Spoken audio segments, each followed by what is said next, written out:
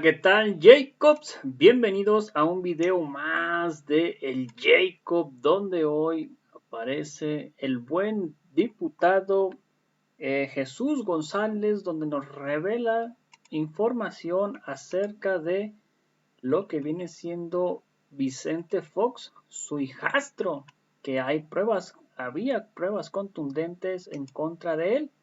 Pero, pues como era hijo del presidente, no se pudo hacer nada, como en el caso también del caso Borolas. Veamos de qué se trata y ahorita comentamos, ¿por qué no?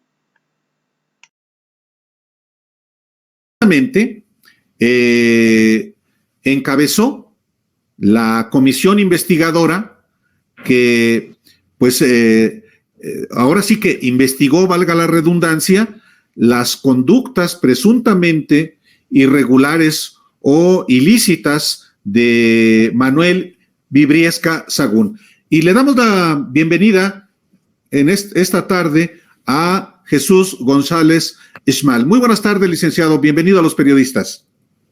Gracias, Álvaro. Buenas tardes y un saludo muy afectuoso a toda tu audiencia.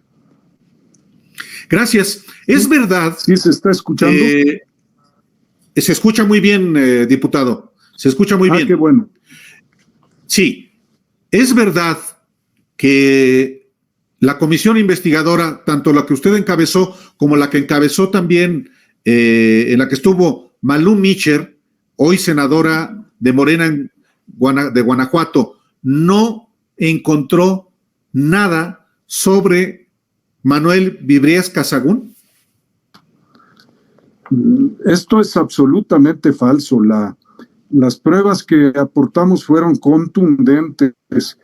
El IPAF, entonces, que estaba, por cierto, dirigido por quien hoy tiene en quiebra Aeroméxico, Andrés Conesa, conocía perfectamente bien todo el trafique, toda la implementación del fraude que se hizo con la postura que el IPAF hizo una licitación para adquirir activos de diversos bancos y que se estaban subastando en el momento en que se creó el IPAF como un recurso que idearon en ese tiempo de la Madrid y posteriormente Zedillo para salvar, entre comillas, a los bancos. Y fue el caso que una subasta de varios inmuebles, recuerdo ahora, traigo a la memoria, eran unidades habitacionales en Acapulco, otras en San José, en San José de la Paz, Baja California Sur, había también en el sur, en Oaxaca, y muchas otras edificaciones que en conjunto habían sido evaluadas o habían sido tomadas por los bancos como garantías de unos créditos que después no se lograron recuperar y que por lo tanto estaban rematándose por el gobierno a través del IPAF para ver si resarcían a los bancos parte de ese quebranto de la no recuperación de créditos. Y cuando nosotros intervenimos fue porque recibimos justamente la queja de otros quienes habían concurrido a la subasta, a la licitación, y se dieron cuenta pues que estaba perfectamente orquestado el darle el triunfo a los Briviesca Sagún a través, desde luego, de un prestanombres en León, Guanajuato, pero que no lo pudieron disfrazar, puesto que nosotros en la comisión de la Cámara de Diputados logramos obtener una copia del cheque en donde los supuestos ganadores garantizaban la postura para poder concursar en la subasta. Y este cheque estaba girado nada menos que por Manuel Briviesca Sagún, y sin embargo era un pago para garantizar a otro postor que era un grupo de comerciantes de León, Guanajuato, que ahora voy a refrescar la memoria con cuáles eran. Y con este elemento, con el cheque que nosotros encontramos, dimos cuenta que, de acuerdo con la ley de adquisiciones de aquellos entonces, era imposible darle curso, autorizar la licitación o la postura o a ese postor en la licitación, en el concurso.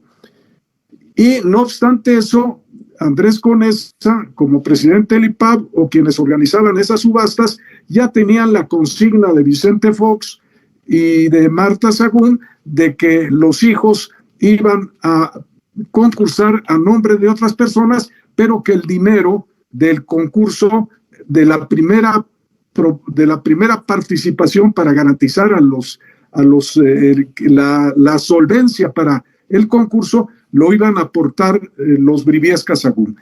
Esto nosotros incluso lo localizamos porque al volver a revisar todos los documentos de la subasta, advertimos que estaba ese cheque, y que, por cierto, lo más grave de todo fue que, aun cuando había sido auditado por la Auditoría Superior de la Federación, no había detectado que existía ese cheque de un tercero respecto de quién estaba concursando, y que por lo tanto era causalidad para desacreditar, para descalificar a ese concursante. Esto lo pudimos obtener mucho después, como señalo, porque estuvimos revisando la documentación y algunos de nuestros colaboradores encontraron el cheque.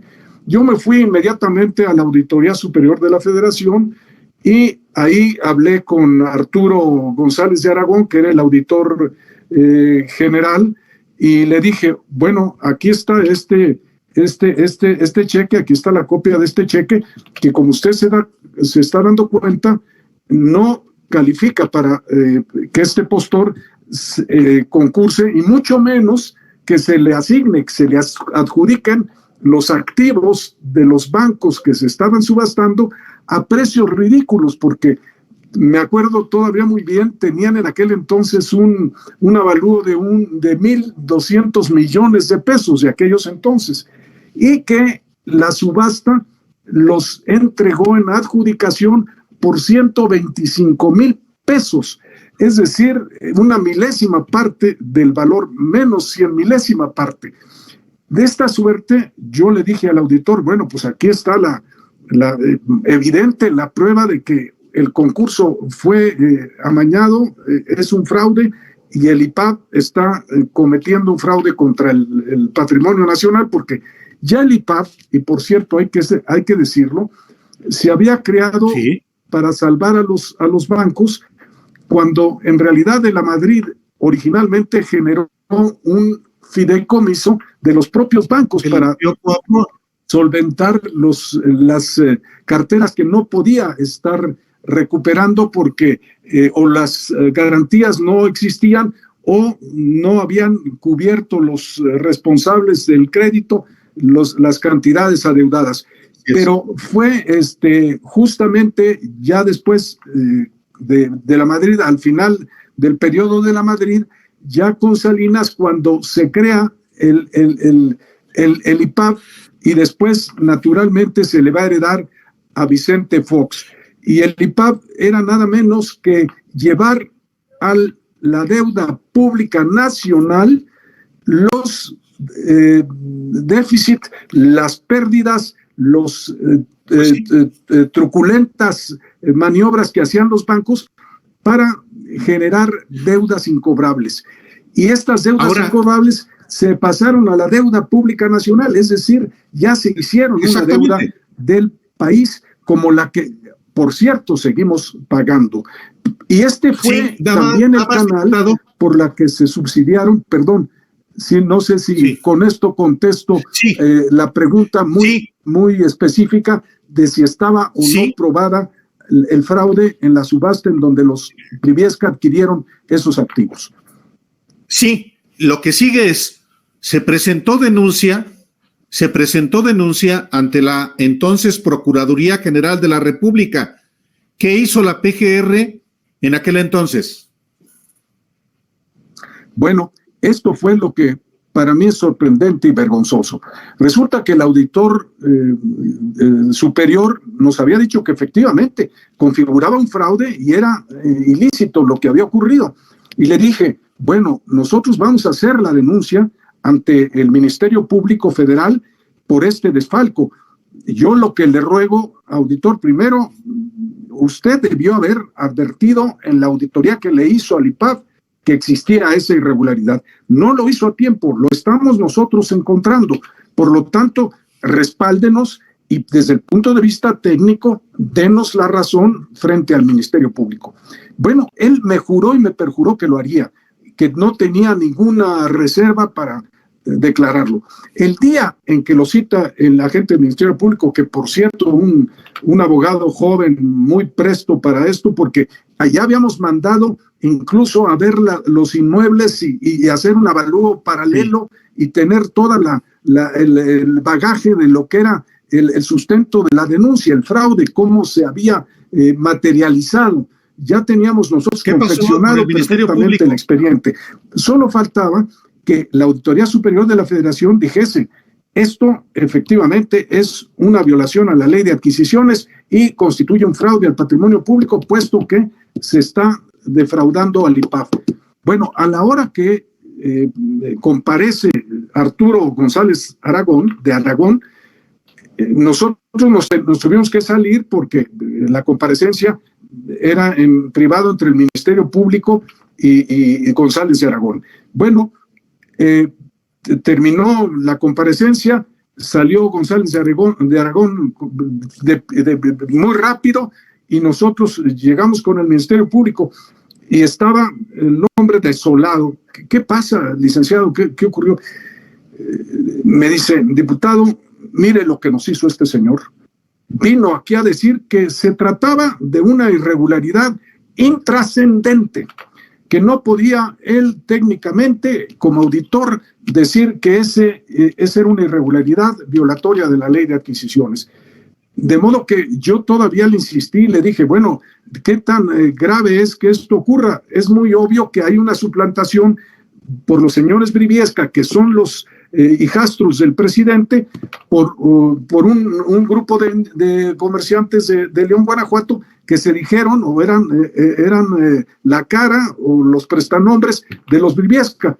Y me dijo, efectivamente, yo le hice esas preguntas y las evadió reiteradamente. Yo en ese momento incluso, perdónenme, pero presa de una indignación, me fui a la Auditoría Superior de la Federación. No me querían dejar, estaba en la avenida Coyoacán, no me querían dejar ni ingresar los vigilantes y con esfuerzo y rompiendo resistencias me fui, me metí y me encaré con él y le dije, contador, usted me había dicho aquí y aquí estaban, fue en una mesa donde había 5 personas, en ese día me acompañaban 2.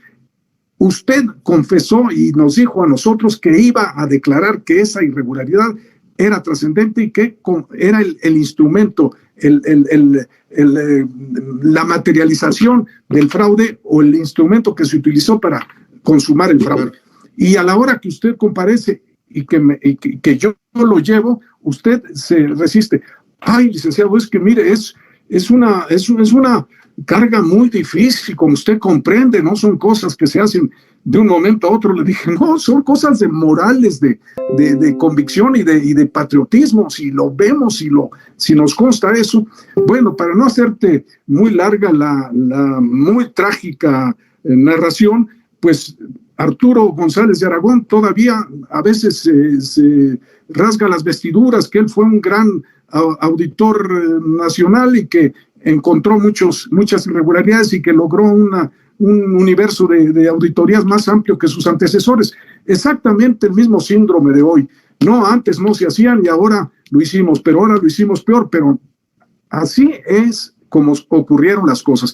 Y además, consta, nosotros tenemos copia de esos documentos naturalmente, y todavía pues nos lastima en la memoria una conducta de ese tipo que nos hizo caer una gran recuperación de recursos de los mexicanos, y que se echaron a la bolsa los señores Briviesca Sagún. Ahora, es decir, González de Aragón fue el que, digamos, impidió que se castigara un quebranto,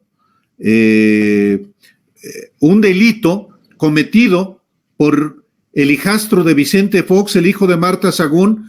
¿Y qué hizo la PGR de Vicente Fox entonces?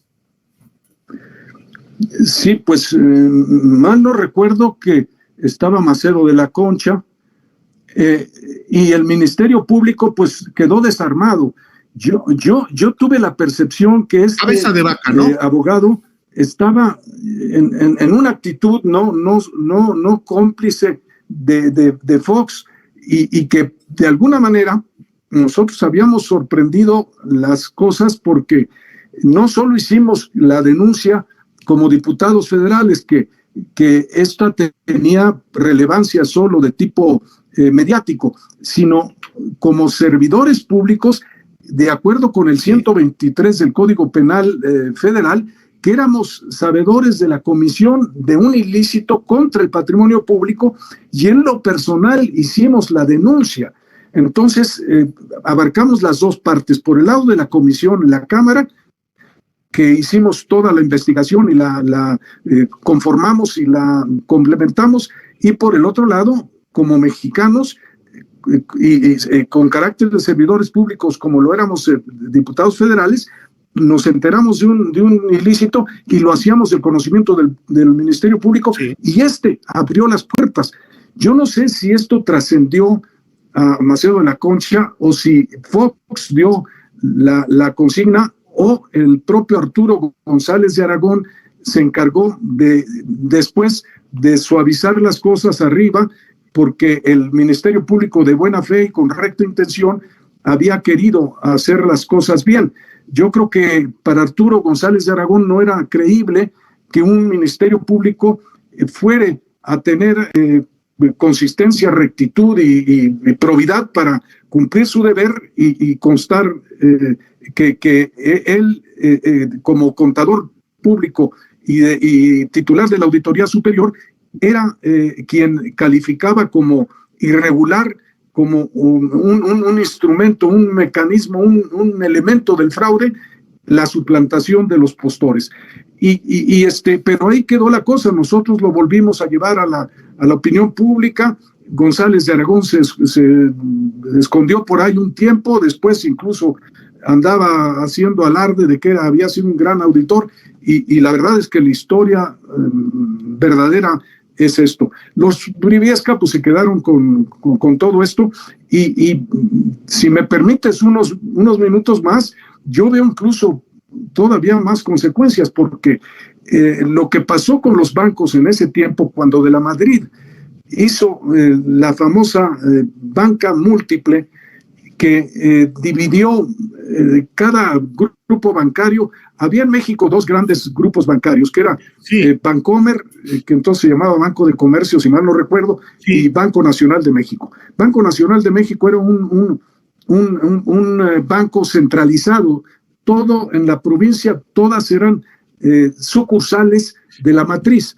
En cambio, el Banco de Comercio tuvo un modelo mucho más moderno y mucho más efectivo, que era cada una de las bancos cada uno de los estados era un banco propiamente, una sociedad anónima distinta, y tenía consejeros y accionistas de la región, y captaba los recursos de la región y los facilitaba a los usuarios para producir, para generar trabajo, etcétera, en la región. Y cuando de la Madrid regresó de Yale y traía todas esas ideas ya muy metidas, que hoy le dicen neoliberalismo, yo lo vi, eran los famosos tecnócratas que asumían que era posible trasladar a México ejemplos de otros países. Entonces hizo que la banca se estratificara, financieras, banca de primer piso, bancas de apoyo, y esto dio al traste al grado de que ya se hicieron grupos privilegiados, y la banca de primer piso, la que atiende al ciudadano de a pie, pues es la menos rentable, pero todas las demás, pues sí, las que diputado, les prestan al gobierno, abogado González no pagan, esas son las que... Perdón, por eso el grupo City Banamex está queriendo deshacerse de la banca de primer piso, pero sí, quedándose con la banca que realmente da rentabilidades fenomenales. Abogado, al final se quedó en la impunidad Manuel Vibriesca, sigue, reaparece ahora, y bueno, esto no va a terminar, aunque terminó en la impunidad en algún momento, pues hay que seguirle poniendo atención a este asunto. Le agradezco mucho, don Jesús, este testimonio, porque lo que menos podemos es olvidar este tipo de acontecimientos y decir que no pasó absolutamente nada. Así es que muchísimas gracias el día de hoy, don Jesús. Muchas gracias a ustedes, Álvaro y Alberto.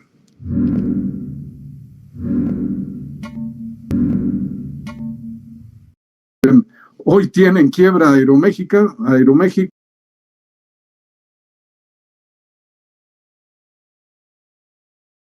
Bueno, pues ahí está el buen Jesús González, que él fue exdiputado, y pues a él le tocó básicamente hacer todo esto de lo de Marta Sagún, lo de sus hijos, que quedaron prácticamente con la impunidad a todo lo que da.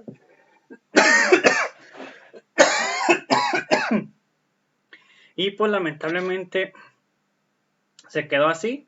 Hasta ahorita, hasta la fecha, ha sido y gozado de plena impunidad. Y pues hay que ver a ver cómo le va más adelante a este hijastro de Vicente Fox, que pues no creo que pase absolutamente nada. Así que ustedes qué opinan al respecto. Así que saludos para Isabel OG.